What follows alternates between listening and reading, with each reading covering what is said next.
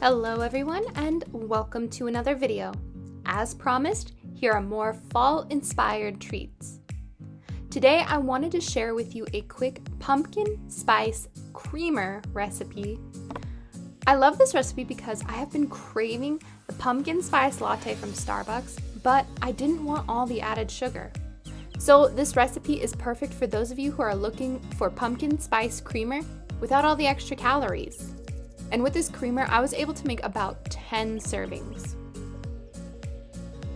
Now, to start out, you will need 1 tablespoon of pumpkin spice and toast the spices in the bottom of the pot for just a bit.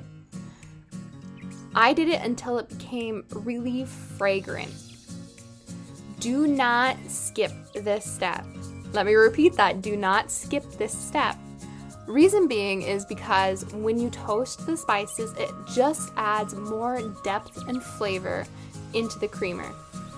This is the first time I actually toasted the spices, and trust me, it makes a world of difference. And now that the spices are toasted, you will need 3 tablespoons of pumpkin puree and mix it well with the toasted spices. Allow the pumpkin puree to cook with the spices for about 2 to 3 minutes.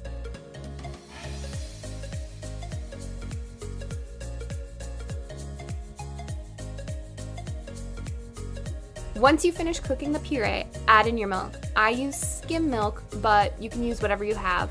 Also add in the vanilla extract and sugar. I used about 3 to 4 cups of milk, a tablespoon of vanilla, and 2 tablespoons of sugar. As I mentioned before, I didn't want to make this too sweet, but if you need a bit more sugar in your morning coffee, it's okay. Once you add in the last ingredients, let it sit on the burner until the mixture is well combined. You do not want to cook the milk here, you just want everything to be well mixed. Once everything is finished, set the creamer aside. Now, since I wanted to be a bit fancy, I decided to try and froth the milk. To be honest, I looked up so many ways to froth the milk without a milk frother, and this was the only way I could do it. All I did was use a jar, it doesn't matter if it's a glass jar or not, and pour in a bit of cold milk. Cold milk here.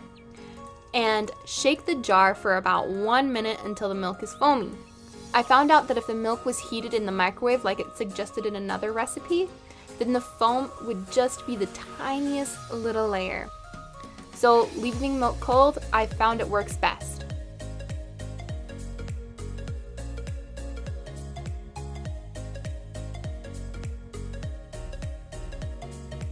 Now after making the foam, I poured my coffee creamer and topped it off with plenty of foam.